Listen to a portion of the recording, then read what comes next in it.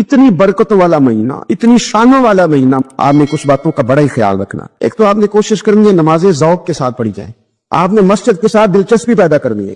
آپ یہ کہیں کہ زیادہ سے زیادہ میں نہ دوسروں کو نواز سکوں, میں نہ چپکے سے پہنچوں کسی غریب تک خود سے جاؤں اور اس کو اپنا محسن سمجھیں جس کی وجہ سے اللہ آپ کو ثواب دے رہا ہے, اس کو محسن سمجھیں جس کی وجہ سے اجر مل رہا ہے. احساس ہم نے بہت زیادہ پیدا کرنا ہے. ہم نے دیکھنا ہے کہ میں کس جگہ میری ضرورت ہے, میں کس طرح کر کے کام آ سکتا ہوں, وہاں اپنی خدمات کو پیش کرنا ہے. میرے رسول پاک علیہ السلام نے فرمایا کہ جب رب نہ مانے تو پھر وہ کمزوروں کے صدقے مان جاتا ہے, پھر وہ ضعیفوں کے صدقے مان جاتا ہے. فرمایا اللہ تم سے بارشیں روکنا چاہتا ہے پر تمہارے ضعیفوں, کمزوروں, غریبوں کے صدقے, مجبوروں کے صدقے وہ تم پر بارشیں برساتا ہے.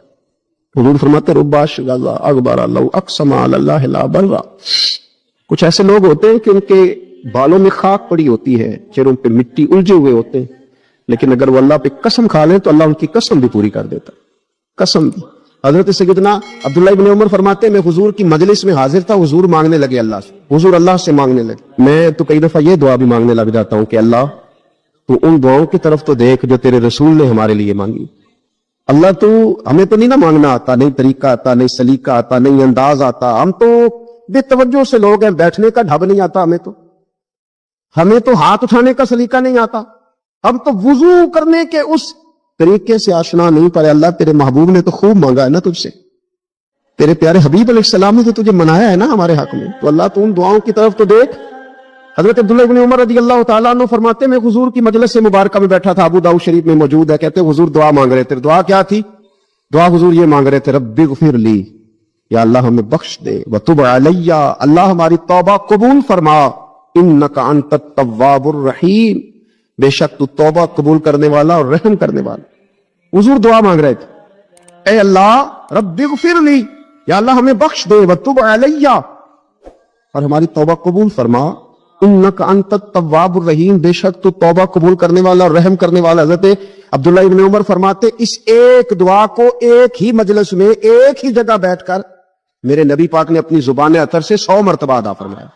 یہ 100 مرتبہ حضور نے یہ لفظ کہے رب اغفر لی وتب علی, رب اغفر لی وتب علی, رب اغفر لی, اے اللہ بخش دے, رحم فرما, وتب علی, بس قبول کر لے نا اب ہماری توبہ, انک انت التواب الرحیم, بے شک تو توبہ قبول کر لیا کرتا ہے, تو رحم فرمایا کرتا ہے. ایک ہی مجلس میں 100 دفعہ حضور نے دعا مانگی, دعا مانگ کے پھر دعا مانگی, اور دعا مانگ کے پھر دعا مانگ.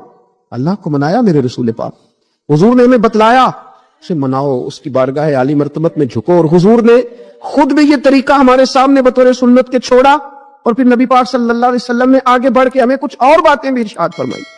حضور نے ہمیں بتلایا کہ پچھلے لوگ اپنے رب کو کیسے مناتے تھے, وہ کس طرح اس کے حضور ناز عرض کرتے تھے. حضور نے ہمیں اللہ کو منانے کے طریقے بھی بتلائے. فرمایا جب ماں باپ دعا مانگیں گے اولاد کے حق میں تو وہ مان جائے گا. حضور علیہ السلام نے فرمایا جب مسافر دعا مانگے گا تو اللہ مان جائے گا. فرمایا میرے رسول کریم نے کہ جب بیمار دعا مانگے گا تو اللہ مان جائے گا. اور سید عالم علیہ السلام فرمانے لگے جب تمہارے ضعیف, کمزور, مجبور لوگ دعا مانگیں گے تو اللہ مان جائے گا. اور حضور نے فرمایا جب تم فرض ادا کر کے دعا مانگو گے تو اللہ مان جائے گا. اور میرے محبوب نے فرمایا جب پچھلی رات اٹھ کے تم اس کے حضور عرض کرو گے تو وہ تمہاری دعاؤں کو قبول کر لے گا, وہ تمہیں مان جائے گا. اور حضور نے ہمیں دن بتائے, فرمایا جمعے والے دن مانگنا مان جائے گا, شب قدر کو مانگ لینا مان جائے گا, شب برات میں دعائیں کرنا وہ مان جائے گا, رمضان کی راتوں میں مانگنا مان جائے گا, قرآن پاک کے ختم کے موقع پر دعا کرنا مان جائے گا. طریقے بتلائے. اب یہ ہے کہ ہم نے تو مانگنا تھا نا اس کی بارگاہ میں, ہم نے تو حاضر ہونا تھا, ہم نے تو جانا تھا. اب ہم نے آگے بڑھنا ہے, اس کے حضور عرض کرنا ہے. حضور نے ہمیں بتلایا, ہمارے پیارے رسول صلی اللہ تعالی علیہ وسلم نے بتلائی کہ جب انسان بہت زیادہ عاجزی کرتا ہے نا, بہت زیادہ عاجزی, تو پھر بھی اللہ مان جاتا ہے. جب وہ اس کے حضور بہت عجز کا اظہار کرتا ہے, بہت زیادہ عجز کا اظہار کرتا ہے, وہ ڈر جاتا ہے اس سے. وَلِمَنْ خَافَ مَقَامَ رَبِّهِ جَنَّتَانِ, فرمایا جو میرے سامنے کھڑے ہونے سے ڈرے گا میں اسے 2 جنتیں عطا کروں. نبی پاک صلی اللہ علیہ وسلم نے فرمایا, حضرت ابو ہریرہ رضی اللہ تعالیٰ عنہ راوی ہے, حضور فرماتے ایک شخص مرنے لگا, اپنے بچوں سے کہنے لگا کہ میں جب مر جاؤں تو مجھے جلا دینا, اور پھر میرے جلے ہوئے وجود کو پیس دینا, پھر مجھے ہوا میں اڑا دینا, پتر مجھے اڑا دینا. مجھے بڑا ڈر لگتا ہے, اگر رب نے مجھ سے حساب پوچھا تو میں قابل نہیں ہوں, اڑا دینا مجھے ہواؤں میں. اگر اس نے مجھ سے عذاب لیا تو حساب لیا تو بڑا سخت حساب لے گا. حضور فرماتے ہیں, بخاری میں موجود ہے, اس کے بچوں نے اسی طرح کیا, اس کے مرنے کے بعد اسے جلایا، ہوا میں اڑا دیا۔ اللہ کے محبوب فرماتے ہیں رب کریم نے حکم دیا زمین کو کہ اس کے ذرات کو جمع کرو، زمین نے ذرے جمع کیے، خدا نے حکم دیا تو اس کا وجود پھر سے اسی شکل میں آیا۔ تو رب کریم نے فرمایا یہ جو تو نے وصیت کی تو کیوں کی؟ اللہ جانتا ہے کہ نہیں جانتا؟ یہ کی تو کیوں کی؟ تو رو پڑا، کہنے لگا اللہ میرے اندر تو طاقت نہیں تھی تیرے سامنے کھڑا ہو کے حساب دے سکوں، تجھے منانے کے لیے تیرے خوف سے ڈر گیا۔ کام نہیں کرنا۔ فرمایا تمہیں کیا ہوا ہے؟ کہنے لگا آج میں نے عجیب منظر دیکھا ہے، میں نے دیکھا ہے کہ ایک شیر نے شکار کیا بکرے کا، آدھا کھایا ہے، آدھا منہ میں پکڑ کے پہاڑی پہ چڑھ گیا، وہاں ایک نابینا لومڑی بیٹھی تھی، باقی کا اس نے اسے کھلایا ہے۔ تو حضور میں یہ سمجھ گیا ہوں کہ جو رب اس نابینا لومڑی کے لیے بندوبست کرتا ہے میرے لیے بھی کرے گا، لہذا میں نے کام نہیں کرنا۔ حضرت حسن بصری بڑا مسکرائے، فرمانے لگے کہانی میں کردار تو نے دو دیکھے، ایک شیر ایک لومڑی۔ فرمانے لگے کیا بات ہے تیری، تو نے لومڑی بننے کا پروگرام بنایا، شیر بننے کا کیوں نہیں بنایا؟ تو شیر بننا، شکار کار، خود بھی کھا دوسروں کو بھی کھلا۔ یہ کیا بات ہوئی؟ امت کے جوان فائلیں لیے دفتروں کے چکر لگاتے اور اپنی بغل میں کاغذات لیے امبیسیوں کے پھیرے کاٹتے اور ایجنٹوں سے سوال کرتے کہ مجھے ملک میں سے باہر جانا ہے، کیا طریقہ ہے؟ یہاں رہ کے بھی محنت ہو سکتی ہے، اپنی مٹی پہ چلنے کا سلیقہ سیکھو، سنگ مرمر پہ چلو گے تو پھسل جاؤ گے۔ دوستو سنو، میرے کریم نے فرمایا جہاں لکڑیاں، ایک پیشہ برا ہے میرے بھائیوں، ایک پیشہ، وہ ہے کسی کے آگے ہاتھ پھیلانا۔ باقی دنیا میں کوئی پیشہ برا جو ٹھیلا لگاتا ہے اور مالٹے بیچتا ہے اور سیب بیچتا ہے، بڑا عزت والا آدمی، یہ شارٹ کٹ چھوڑ دو، دوسروں پہ بھروسہ کرنا چھوڑ دو۔ وہ شاعر ایک بیٹھا تھا نا، شاعر مجھ سے ناراض نہ ہو جائیں، تو کئی دفعہ وہ شعر و شاعری میں بھی ان کی حالت بڑی خستہ ہو جاتی ہے۔ جن دنوں لوگ پتلے کپڑے پہنتے ہیں، بعض شاعروں نے ان دنوں میں بھی موٹی چادر لی ہوئی ہوتی ہے۔ تو ایک جگہ بیچارہ بیٹھا تھا کونے میں، اللہ ماشاءاللہ سب کی بات نہیں، تو حالت ایسی خستہ تھی، ایک بندہ 5 روپے پھینک گیا، تو تھا خوددار، بڑی تکلیف کو اٹھا اپنے پیسے، تو اس نے کہا آپ کی حالت بتا رہی ہے، آپ کو ضرورت ہے۔ اس نے کہا ضرورت پڑی تو اللہ رسول سے مانگوں گا، تیرے سے کیوں مانگوں گا؟ شعر بڑا قیمتی کہا، اس نے کہا یہ آرزوئے کرم اور میں آپ سے کروں، یہ آرزوئے کرم اور میں آپ سے کروں، یہ بھیک اس کو دیجئے جس کا خدا نہ ہو۔ میں تو وارث ہے میرے اللہ رسول، میں کو لوارث ہوں کہ تیرے سے مانگتا پھروں؟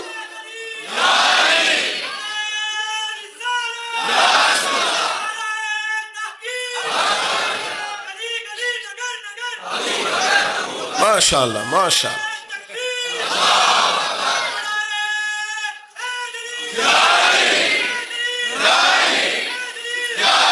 بس ہم سمجھے ہماری قیمت وصول ہو گئی، اگر خودداری پر نوجوان نعرے لگانے لگ گئے تو پھر تو بات بن گئی، لگتا ہے محنت کا ارادہ بن گیا ہے۔ انشاءاللہ تعالی کشکول ٹوٹنے کا ٹائم آ گیا ہے، کرم کی برکھا برسے گی، یہی ملت کا جوان قیادت کرے گا۔ اور یاد رکھنا ہمیشہ قیادتیں غریبوں کے بچوں نے کی ہیں، جنہوں نے آدھی قیمت پہ کتابیں لے کے پڑھی ہیں، بڑی ڈگریاں انہوں نے حاصل کی ہیں۔ یہ کمزور نہ پڑھو، نبی پاک داعیہ اللہ ہے، حضور نے جگایا ہے، 15 دن نظر نہ آنا، مزدوری کر۔ وہ نوجوان 15 دنوں کے بعد آیا، اب تیرا حال کیا ہے؟ اس نے کہا حضور پہلے ایک پیالہ تھا نا، اب سارے گھر کے برتن بن گئے، پہلے ایک بستر تھا، اب سارے گھر کے بستر۔ اور نوجوانوں ہم نے سہارا بننا ہے، ماں سے کہنا ہے اب تو نے آنسو نہیں بہانے، تیرا پتر بڑا ہو گیا ہے، بہن سے کہنا ہے اب تو کبھی پریشان نہیں ہوگی، تیرا بھائی بڑا ہو گیا ہے، بوڑھے باپ کے پاس بیٹھ کے کہنا ابا جی بس اب آنسو پوچھ دو، آج کے بعد پریشان نہیں ہونا، پتر جوان ہے۔ اپنی بیوی سے، بچوں سے کہنا کہ کسی خواہشات پوری کرنے کے لیے تمہیں دیر تک انتظار نہیں کرنا پڑے گا، ہم میدان میں ہیں، بس اپنی مٹی پہ چلنے کا سلیقہ سیکھو، سنگ مرمر پہ چلو گے تو پھسل جاؤ گے۔ نبی پاک نے محنت کو سپورٹ کیا ہے، مشقت کو سپورٹ کیا۔ حضور علیہ السلام نے فرمایا سب سے بہترین کمائی وہ ہے جو تو اپنے 2 ہاتھوں سے محنت کر کے کھاتا ہے۔ فرمایا اللہ کے نبی حضرت داؤد علیہ السلام محنت کر کے کمایا کرتے۔ سنگیوں کام کرنا۔ اور دوسری بات بھروسہ اللہ رسول، بھروسہ۔ ادھر دیکھو میری طرف، دنیا داروں سے امیدیں لگا لیتے ہو بہت زیادہ، تو وہ دنیا دار بندے بیچارے کمزور ہوتے ہیں۔ جی یہ الیکشن کے دن تھے، گزشتہ سے پیوستہ الیکشن جو گزرا ہے، تو میرا ایک پیار والا دوست بھی ایک ایم کے امیدوار کا بڑا ووٹر سپورٹر تھا، یہاں اس نے اس کا بیج فوٹو والا لگایا ہوا تھا۔ میں رات کو دیر سے جلسے سے لوٹ رہا تھا تو وہ کھڑا تھا باہر، اور اندر امیدوار صاحب تقریر کر رہے تھے۔ میں نے کہا ادھر آ. وہ آ گیا. میں نے کہا تو بڑا ووٹر سپورٹر ہے, جا تقریر سن جا کے, تیرا لیڈر تقریر کر رہا ہے تو باہر گھوم رہا ہے. کہتا ہے پیر صاحب جھوٹ پہ ماردا جو سارے جھوٹ بول رہا ہے, کرنا کرانا کچھ نہیں. تو میں کہ یار جی ایڈے پکے ووٹر سپورٹر تو بھی پتا ہے کہ جھوٹ پہ ماردا ہے, تو ہم تو ویسے ہی سپورٹر نہیں ہیں. ہم نے تو کی محبت تو سیاست کا چلن چھوڑ دیا. ہم اگر عشق نہ کرتے تو حکومت کرتے. او بھائی جب پکے ووٹر سپورٹروں کو امیدیں نہیں ہیں تو آپ کن سے امیدیں لگائے بیٹھے ہیں؟ آپ جدوجہد کریں اور امیدیں اللہ رسول سے.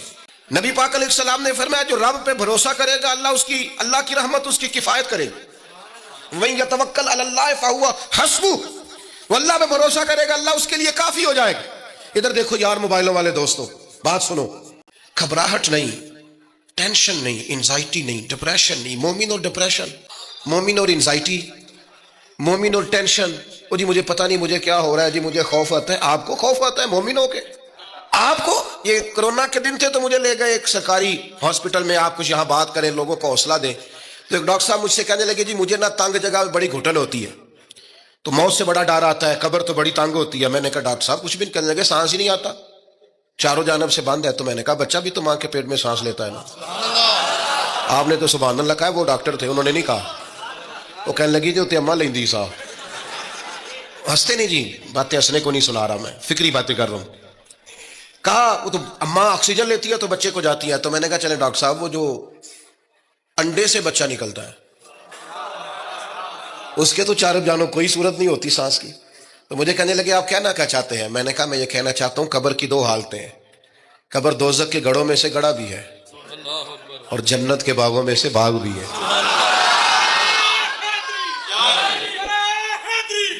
سنو یار, اللہ آپ کو خوش رکھے. ماشاء اللہ. سنیں جی سنیں.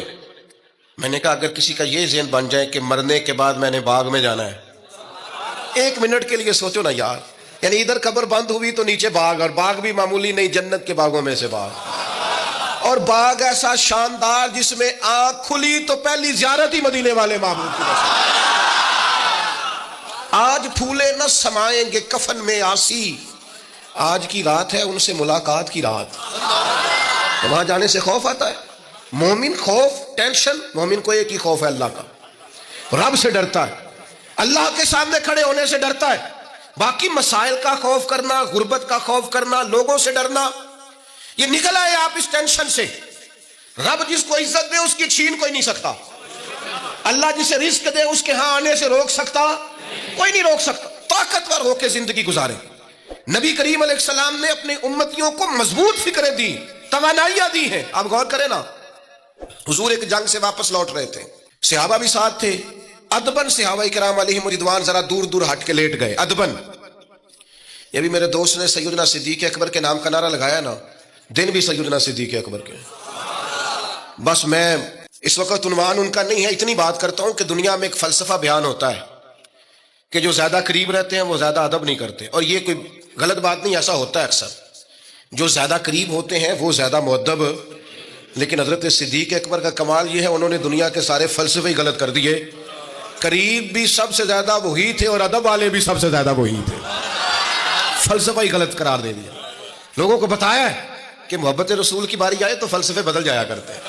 قرب بھی سب سے زیادہ ہے اور ادب بھی سب سے زیادہ ہے. بس بیان ہو کس زبان سے مرتبہ صدیق اکبر کا کہ محبوب خدا محبوب ہے صدیق اکبر کا, اور لٹایا راہ حق میں گھر کئی بار اس محبت سے کہ لٹ لٹ کر حسن گھر بن گیا صدیق اکبر کا.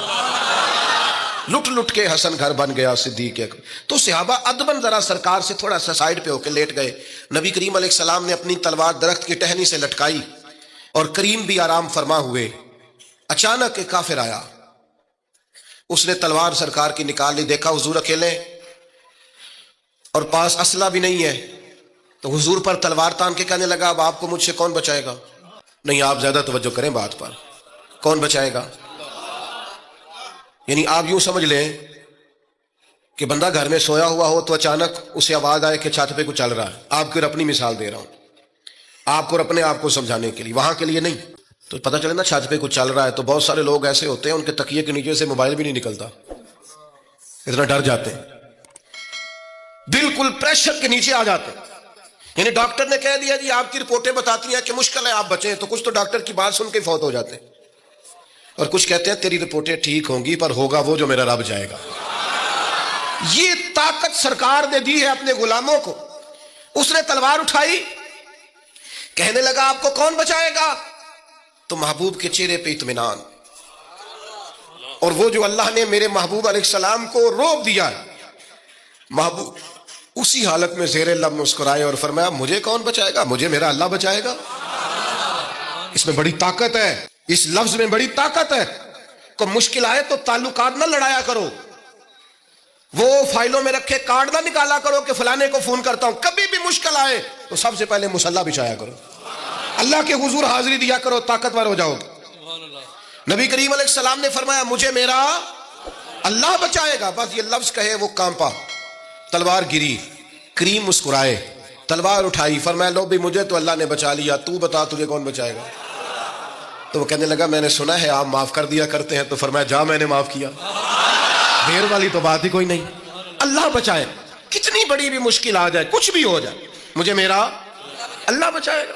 मेरे अजीजों, ताकतवर जिंदगी गुजारनी है। मैंने ज्यादा बातें नहीं करनी, थोड़ी तकरीर करने वाला आदमी हूं, समेटने की तरफ आ रहा हूं। अपनी जिंदगी में अपने अफकार और नजरियात में कभी भी किसी किस्म की भी कमजोरी पैदा ना करें। नबी अकरम सल्लल्लाहु ताला अलैहि वसल्लम ने अपने गुलामों को ताजा दम रखा है, उनको फिक्री तवानाइयां अता की हैं। बस हम ना आहिस्ता आहिस्ता इतने कमजोर हो गए कि हम ज़ौफ़ इतिकादी की तरफ चले गए। उसकी जो सबसे बड़ी वजह है वो ये है कि सोच बड़ी महदूद है। अपने घर तक, अपने मोहल्ले तक, अपने कमाई तक, अपने मकान तक महदूद होकर रह गए। इस महदूद सोच से बाहर आए। नबी करीम अलैहिस्सलाम ने फरमाया मैं खल्क का रसूल बन के आया हूं, मखलूक का रसूल हूं मैं। यानी नबी अकरम अलैहिस्सलाम की उम्मत दावत में तो सारे इंसान शामिल है ना। महबूब ने कहा मैं खल्क का रसूल हूं। जब भी सरकार ने बात की, आलमी सतह की बात की, जब भी, ये इस्लाम जो है ये हुदूद व क़ुयूद में बंद नहीं। इकबाल कहते हैं बाजू तेरा तौहीद की कुव्वत से कवी है। तो जनाब हमारे वतन का नाम क्या है? इस्लाम तेरा देश है, इस्लाम तेरा, इकबाल कहते हैं बाजू तेरा तौहीद की कुव्वत से कवी है, इस्लाम तेरा देश है, तू मुस्तफवी है। इस्लाम तेरा देश। आपकी सोच बड़ी होनी चाहिए, वसी सोच। आपको पता है तिजारत को सरकार ने पसंद किया है। क्यों? तिजारत से ज्यादा मौके, जब आप कारखाना लगाते हैं ना तो बहुत सारे लोगों का रोजगार उससे वाबस्ता होता है, उससे वुसअत पैदा होती है सोसाइटी में, मुआशरे में। आप मत समझें मैं ताजरों की सपोर्ट नहीं करता, लेकिन मैं आपको ये बात तजर्बे की रोशनी में और अपनी समझ बूझ के मुताबिक अर्ज कर रहा हूं कि जब ताजर मार्केट के अंदर इंडस्ट्री लगाता है तो वो सिर्फ ताजर कोई नफा नहीं होता, उससे बहुत सारे लोग जुड़ते हैं और बेरोजगारी का खात्मा होता है, उसके नतायज कौम के हक में अच्छे निकलते। तो आलमी सोच, कौमी सोच पैदा करें, महदूद सोचें। वो बड़ा देखे ना, ये एक हदीस, मेरी तरफ तवज्जो है आपकी, ये देखिए ये एक हदीस कितना आलमी करती है बंदे को। नबी पाक अलैहिस्सलाम ने फरमाया मोमिन वो है जो अपने लिए पसंद करे वही अपने भाई के लिए भी पसंद करे। ये एक रवायत अगर इस पर, और ये आती भी सबको है, अगर सबका इस पर अमल होने लग जाए तो मुझे बताइए कोई चीज मिलावट वाली बिकेगी मार्केट में?